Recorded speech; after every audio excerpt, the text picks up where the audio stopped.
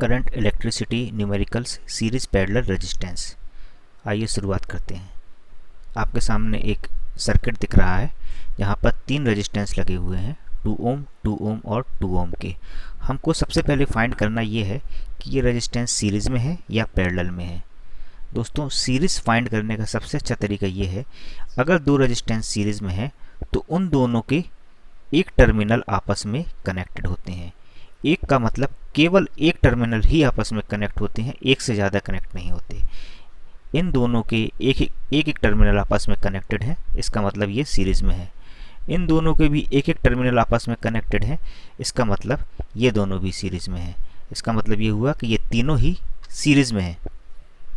अब series resistance का formula हम पहले ही पढ़ चुके हैं, एक बार फिर मैं रिकॉल कर देता हूँ। R equivalent is equal to R1 plus R2 plus R3 and so on. यहाँ पर हमारे पास केवल 3 ही रेजिस्टेंस हैं, तो R इक्विवेलेंट जो है वो निकल के हो जाएगा R1 plus R2 plus R3 से 2 plus 2 plus 2 is equal to 6 ohm. Series equivalent 6 ohm. चलिए दूसरा न्यूमेरिकल देखते हैं।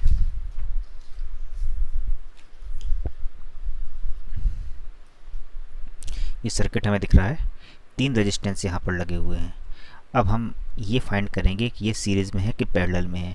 सीरीज में मैंने बताया था कि केवल एक टर्मिनल ही आपस में कनेक्टेड होते हैं, लेकिन पैरेलल में दोनों टर्मिनल आपस में कनेक्टेड होते हैं। देखें हम, ये 6 ओम और ये 6 ओम और ये 6 ओम, तीनों के दोनों टर्मिनल आपस में जॉइंट हैं। देखिए, दिख रहा है, क्लियर दिख रहा है, ये सब आपस में जॉइंट है।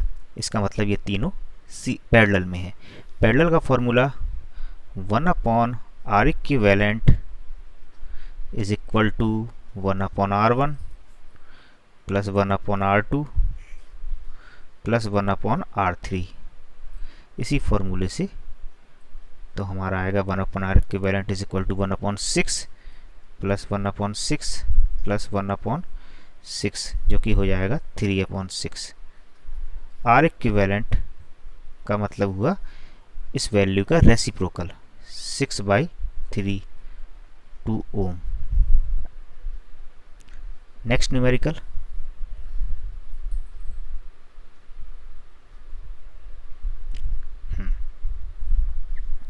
हमारे सामने स्क्रीन पर एक न्यूमेरिकल दिख रहा है जहां पर 3 रेजिस्टेंस का कॉम्बिनेशन है। हमको क्लियर दिख रहा है कि ये दोनों जो है वो पैरेलल में है, और इन दोनों के साथ ये 2 रेजिस्टेंस, ये 2 ओम का रेजिस्टेंस सीरीज में है। तो पहले हम पैरेलल फाइंड करते हैं। पैरेलल, अगर 2 रेजिस्टेंस पैरेलल में हो तो उनका डायरेक्ट फॉर्मूला होता है R1 into R2 upon R1 plus R2।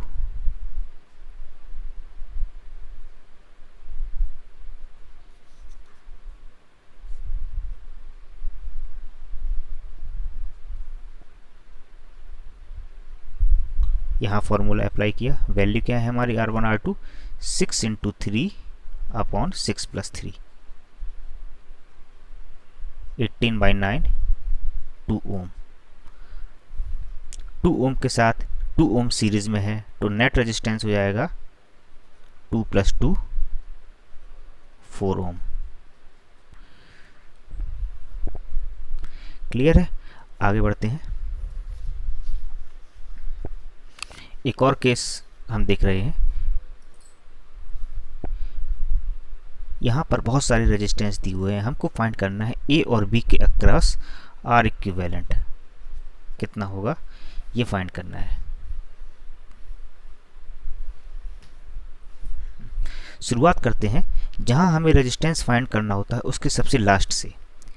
दिख रहा है 2 एंड 2, ये दोनों जो है पैरेलल में है या सीरीज में है, क्योंकि एक ही पॉइंट आपस में जॉइंट है इसलिए ये सीरीज में है। ये 2 और 2 हो जाएंगे सीरीज में, यानी 4। ये 4 इस 4 के साथ पैरेलल में है। जब 2 बराबर रेजिस्टेंस पैरेलल में हो तो उनका नेट रेजिस्टेंस उसका हाफ हो जाता है। चाहे तो हम चेक करके भी देख सकते हैं, 4 इंटू 4 अपॉन 4 प्लस 4 से 16/8 यानी 2। तो ये 4 और ये 4 का कॉम्बिनेशन हो जाएगा 2, तो मतलब यहाँ तक हमारा रेजिस्टेंस हो गया 2। अब हम देखते हैं ये 2 और ये 2 सीरीज में है। यहाँ जो रेजिस्टेंस बचेगा वो होगा 2, ये 2 और ये 2 सीरीज़ में है, तो ये हो जाएगा फिर हमारा 4। हम मान लेंगे कि ये एक 4 रेजिस्टेंस है और ये इस 4 के साथ पैरेलल में है।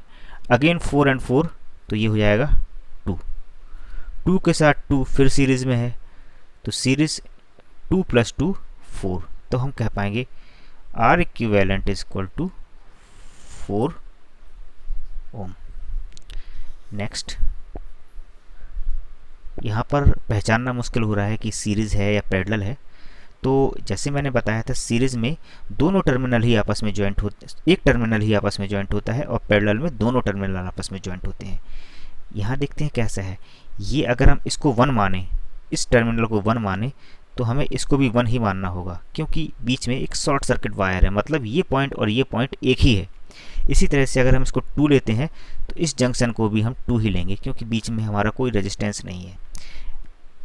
क्लियर है कि 1 और 2 के बीच में ये रेजिस्टेंस भी है, 1 और 2 के बीच में ये भी है, और 1 और 2 के बीच में ये भी है। यानी तीनों रेजिस्टेंस के दोनों टर्मिनल आपस में कनेक्टेड हैं। इसका मतलब हुआ ये तीनों पैरेलल में हैं। पैरेलल के लिए हम फॉर्मूला अप्लाई करेंगे, 1/R equivalent equal to 1/R1 + 1/R2 + 1/R3। या फिर हम डायरेक्ट भी बोल सकते हैं, अगर बराबर वैल्यू के 3 रेजिस्टेंस एक साथ हैं तो उनका नेट रेजिस्टेंस उनका 1/3 हो जाएगा, यानी 2/3। चलिए फॉर्मूले से ही देखते हैं।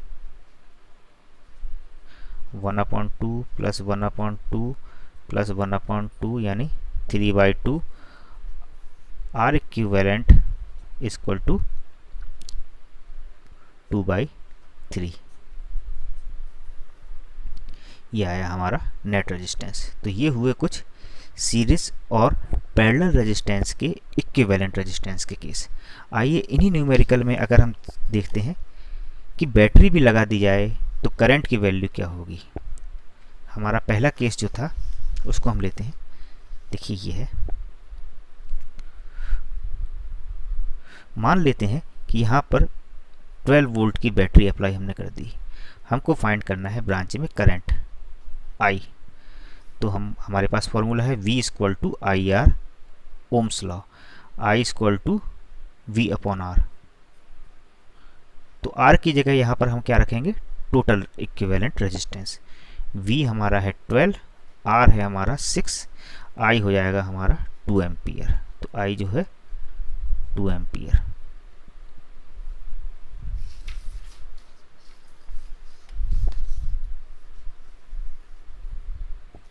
इस केस में देखते हैं, अगर हमारा यहाँ पर मान लीजिए V 12 वोल्ट है, यहाँ हमें I फाइंड करना है, तब हम कैसे करेंगे, फिर I = V/R से। I = V/R फॉर्मूला हमारे पास है। V हमको 12 पता है, R हमारा है 2 ओम यानी 6 एम्पियर।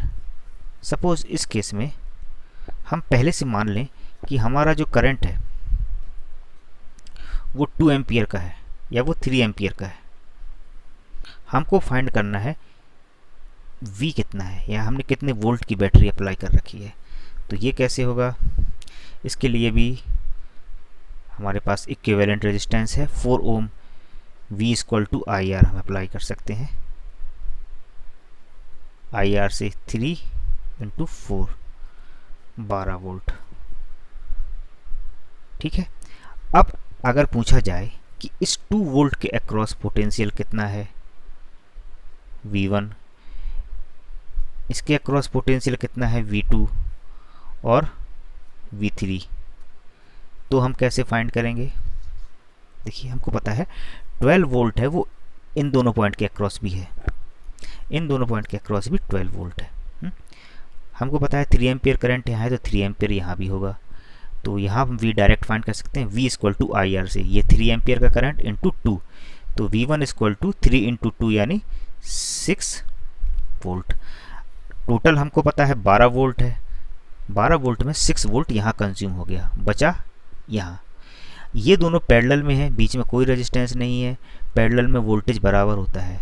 इसका मतलब ये हुआ कि V2 भी हमारा होगा 6 वोल्ट और V3 भी हमारा होगा 6 वोल्ट। अगर पूछ लिया जाए कि इन ब्रांचेस में करंट क्या है, I1 और I2, इन ब्रांचेस में करंट I1 और I2 हम कैसे फाइंड करेंगे? हमको V भी पता है, हमको R भी पता है। I equal to V upon R, 6/3 is equal to 2 ampere. Total current 3 ampere था, 2 एम्पियर यहाँ, तो यहाँ बचेगा हमारा 1 एम्पियर। या फिर I equal to V upon R से 6/6 भी हम कह सकते हैं 1 एम्पियर।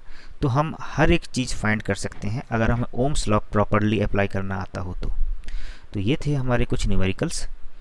कुछ और न्यूमेरिकल हम देखते हैं। ये न्यूमेरिकल हमें दिख रहा है, यहाँ पर हमको फाइंड करना है V1, V2 और V3। गिवन है 12 वोल्ट की बैटरी से ये सभी रेजिस्टेंस कनेक्टेड हैं। और ये किस तरह से कनेक्टेड है? ये 3 ओम और ये 3 ओम सीरीज में है। इन सीरीज का कॉम्बिनेशन इस 12 वोल्ट की बैटरी के साथ डायरेक्ट कनेक्ट में है। साथ ही साथ ये 6 ओम का रेजिस्टेंस भी इस 12 वोल्ट की बैटरी के साथ डायरेक्ट कनेक्ट है। मतलब ये दोनों रेजिस्टेंस 6 ओम के रेजिस्टेंस के साथ पैरेलल में है। अब हमको फाइंड करना है वोल्टेज। दोस्तों हम जानते हैं कि पैरेलल में वोल्टेज हमेशा सेम रहता है। मतलब अगर 12 वोल्ट की बैटरी हमने अप्लाई की है तो टोटल 12 वोल्ट यहाँ पर भी है, इन दोनों पॉइंट के अक्रॉस भी है, और टोटल 12 वोल्ट इन दोनों पॉइंट के अक्रॉस भी है, जब तक कि बीच में कोई रेजिस्टेंस ना लगा हो। तो हम V1 को हम डायरेक्ट कह सकते हैं कि V1 हमारा होगा 12 वोल्ट, क्योंकि हमने V1 को 6 ओम को डायरेक्ट बैटरी से जोड़ रखा है। डायरेक्ट का मतलब ये हुआ कि इस पॉइंट और इस पॉइंट के बीच कोई रेजिस्टेंस नहीं है। देखिए कोई रेजिस्टेंस नहीं है, डायरेक्ट एक वायर है। तो V1 इक्वल टू 12 वोल्ट। इसी तरह से V2 plus V3 equal to 12 volt. हमको ये पता है।